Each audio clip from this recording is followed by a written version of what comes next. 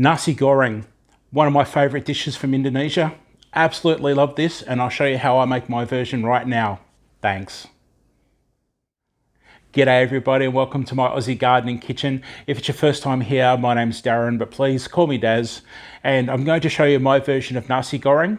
Now, I must point out that this is not an authentic, definitive recipe, because I found over the years when I lived in Malaysia, Nasi Goreng was quite popular over there, and it was made in so many different ways by so many different people. But there is a base recipe, and this is what I'll sort of stick to and then add my bits and pieces to it. So stick around and yeah, let's go. Okay, mini disaster here. 2 cameras, one here, overheated. Did not record any of this step.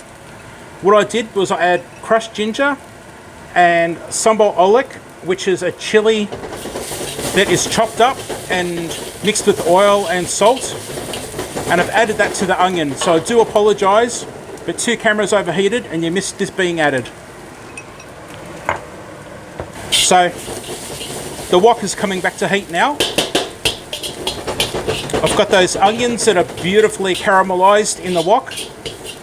I've got the Sambal and you can smell the chili. It's going to make me sneeze. Excuse me, and cough. There's ginger in there. I'm going to add a bit of tamarind paste. Tamarind gives an unusual sour taste to things, but I love it. It's great in Southeast Asian cooking. Mixing that around. Get that in there. Oh. Now, before any of that burns, a little bit more oil and 2 eggs. Just gonna mix that around like so, just to cook that egg.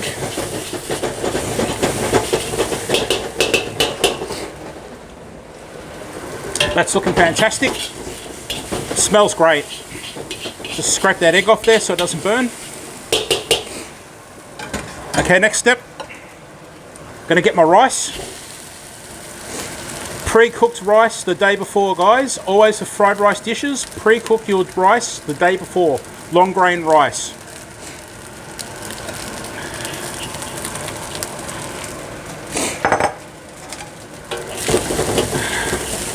Give that a stir.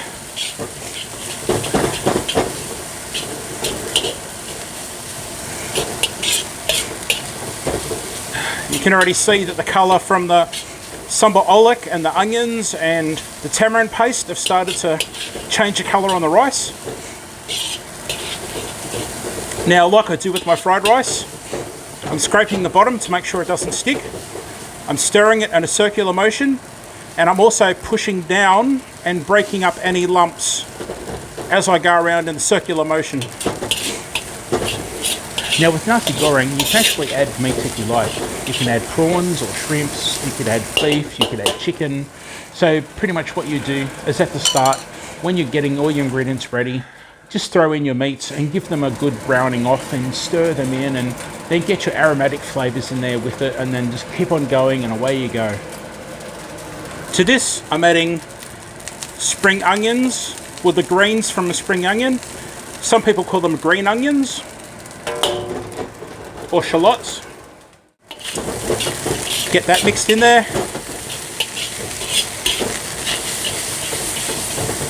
So at this point, what I'm trying to do is just heat up this rice, bring it up to temperature, get it really nice and hot. Cracked black pepper. Now I've just ground it into my hand, just so I don't get steam up into the bottom of my grinder here. Stir that in. Making sure it doesn't catch on the bottom. Now when I make my Nasi Goreng, I usually have a Sambal that I add to it.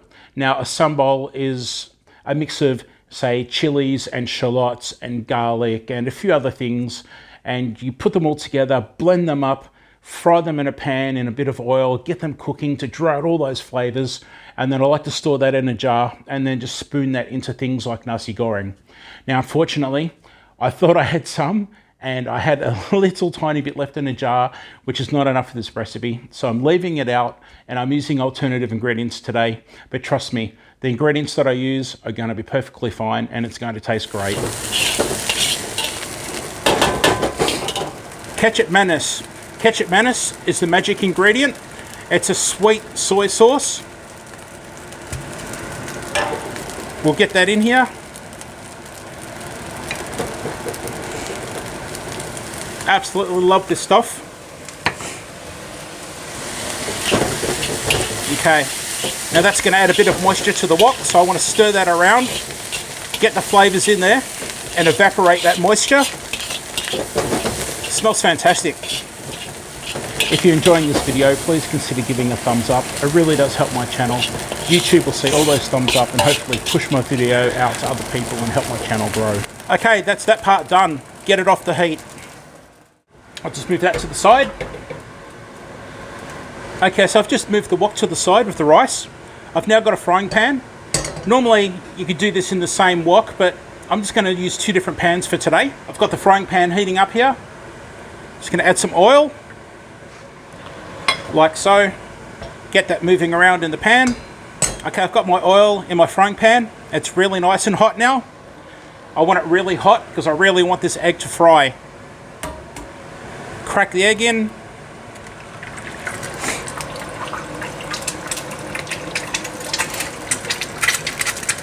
Nice fresh egg from the chickens today. Laid today, this one. So were those ones actually. Now a little trick, if you don't like the look of the egg looking runny on top like that, what you can do is just get a bit of oil and very carefully splash the oil over the top. There you go. That'll just slightly take that edge off the colour there. Now with my Asian cooking, I love a nice fried egg, but a nice Asian puffed up fried egg like this. Look at that. Bit of extra oil, still runny in the middle there. But that is awesome. Time to dish up.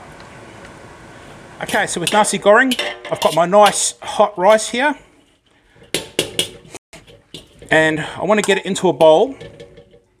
And then what you do is pack it into the bowl, like so. Get it in there, nice big serving.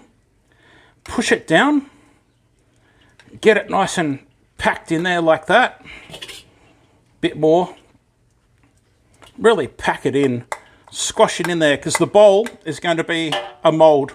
Get yourself another plate that you're going to serve on. Place it on top like so, turn it over, give it one tap, and then gently lift it off. Then what we do is we get our egg and we place our egg on top like that. And then for me, I want a bit of extra green onions on top, like so. And I've got some red chili here that I grow here at home, and I like those as a bit of a garnish and just for a bit of extra heat. And now it's time to taste this beauty. Oh, okay, here we go. Now, traditionally, you serve it with the fried egg on top like this. And what I've done is I've put some spring onions and chopped red chilies on top. And I don't like my egg really, really runny, but you normally serve them sunny side up. You can serve this with some slices of cucumber and tomato on the side, and then away you go. Some people have prawn crackers, but anyway, I need to dig in. So let's have a look at this yolk. Okay, here we go. There you go for me. That's what I want. I want a bit of a soft, semi-hard yolk there. But as I said, if you like your yolk runny, by all means, cook it less and just have it oozing all over your dish. That's normally how most people eat it, I think. But yeah, let's dig in. Let's get some of this egg yolk and some of this rice and have a taste.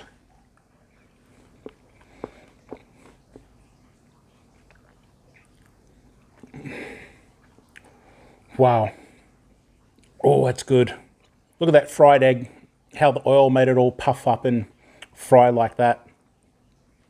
Get some of the egg yolk egg white, the rice, spring onion, chili, dig in.